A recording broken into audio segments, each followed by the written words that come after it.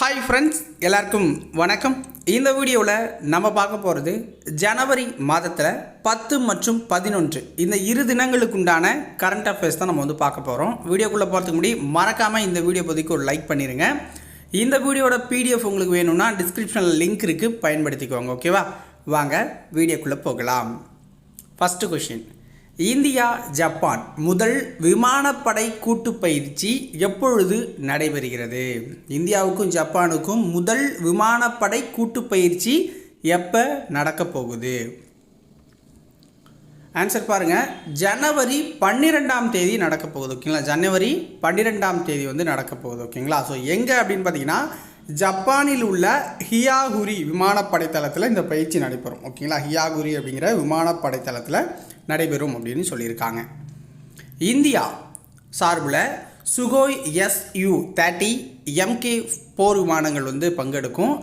C-7 விமானங்கள் 2 பங்கெடுக்கும். ஒரு IL-78 விமானம் பங்கெடுக்கும்னு சொல்லியிருக்காங்க.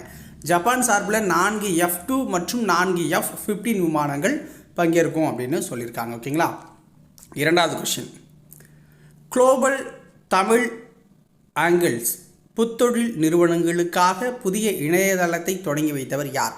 குளோபல் தமிழ் ஆங்கிள்ஸ் அப்படிங்கிற ஒரு புத்தொழில் நிறுவனங்களுக்கான புதிய இணையதளம் அப்படின்னு சொல்கிறாங்க. இதை தொடங்கி வைத்தவர் யார்? ஆன்சர் பாருங்கள், தமிழக முதல்வர் மு.க. ஸ்டாலின் அவர்கள்.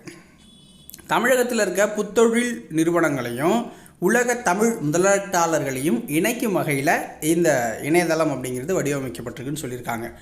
உலக தமிழ் புத்தொழில் முதலீட்டாளர்கள் மாநாடு சென்னையில் நடந்துச்சு. அதில் தான் இதை தொடர்ந்து வச்சுருக்காங்க. இந்தியாவில் புத்தொழில் முதலீடுகளை அதிகம் ஈர்க்கும் அப்படின்னு பார்த்தீங்கன்னா அது பெங்களூரு, மும்பை, டெல்லி போன்ற நகரங்கள் ஃபஸ்ட் இடங்களில் இருக்குது. ஓகேங்களா, மூன்றாவது வினா, G20 நிதிசார் கூட்டம் கொல்கத்தாவில் எப்பொழுது நடைபெற்றது? G20 நிதிசார் கூட்டம் கொல்கத்தாவில் எப்போ நடந்துச்சு?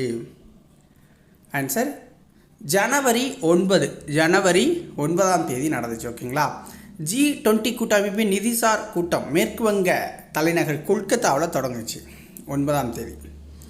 எண்ம நிதிசார் பலன்களை அனைத்து தரப்பு மக்களுக்கும் சென்று சேர்ப்பது உள்ளிட்ட குறித்து இதில் விவாதிப்பாங்க. மத்திய நிதித்துறையின் பொருளாதார ஆலோசகர் யாருன்னா சஞ்சால் சர்க்கார் அப்படிங்கிறவர் தான் மத்திய நிதித்துறையின் பொருளாதார ஆலோசகர்.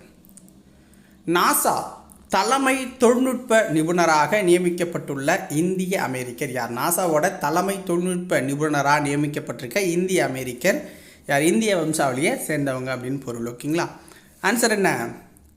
ஏசி சரண்யா அப்படிங்கிறவங்க தான் நியமிக்கப்பட்டிருக்காங்க.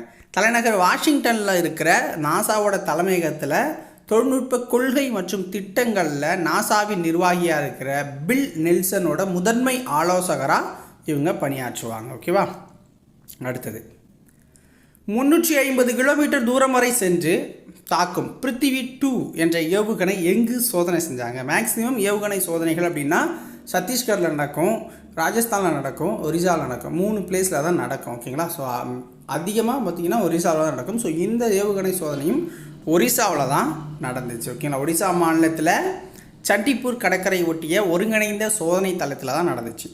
அணு ஆயுதங்களை சுமந்து செல்லும் திறன் கொண்ட ஏவுகணை சுமார் 350 கிலோமீட்டர் தொலைவில் அமைந்துள்ள இலக்குகளை அழிக்கும் திறனுடையது அப்படின்னு சொல்லியிருக்காங்க வெற்றிகரமாக.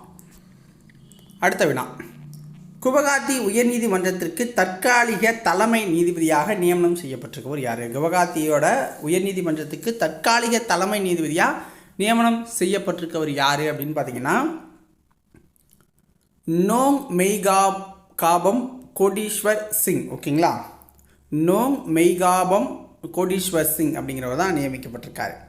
கேரள உயர்நீதிமன்ற நீதிபதியாக இருக்கிற கே வினோத் சந்திரனை குவஹாத்தி உயர்நீதிமன்ற தலைமை நீதிபதியாக நியமிக்க உச்சநீதிமன்ற கொலிஜியம் அமைப்பு பரிந்துரை செஞ்சுருக்காங்க. ஓகேங்களா, ஸோ அவர் வர வரைக்கும் இவர் தற்காலிகமாக தலைமை நீதிபதியாக செயல்படுவார்.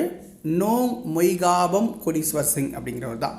ஸோ இதோட இன்றைய நடப்பு நிகழ்வுகள் நம்ம முடியுது மக்களே. ஓகேங்களா, நாளைக்கு நடப்பு நிகழ்வுகள் பார்க்கலாம். ஸோ இந்த பொங்கல், மாட்டுப்பொங்கல், கருநாள், ஸோ இதெல்லாம் நம்ம முடிச்சிட்டோம் அப்படின்னா regular current affairs, regular classes forest exam SI exam, TNPSC போன்ற தேர்வுகளுக்கு போய்கிட்டு இருக்கோம். ஓகேவா? ஸோ அதை நம்ம கண்டினியூ பண்ணிக்கலாம். ஸோ பண்ண முடியலை, ஏன்னா ஒரே ஆளால் இவ்வளோ எக்ஸாம்ஸுக்கும் நம்ம ஒன்றும் பண்ண முடியல. என்ன பண்ணுறதுன்னு யோசிக்கிறதுக்குள்ளேயே டைம் போய்கிட்டு இருக்கு டக்குன்னு. ஸோ கூடிய விரைவில் உங்களுக்காக என்னுடைய முழு அர்ப்பணிப்பையும் நான் கொடுக்குறேன். ஸோ பயன்படுத்திக்கோங்க. நன்றி.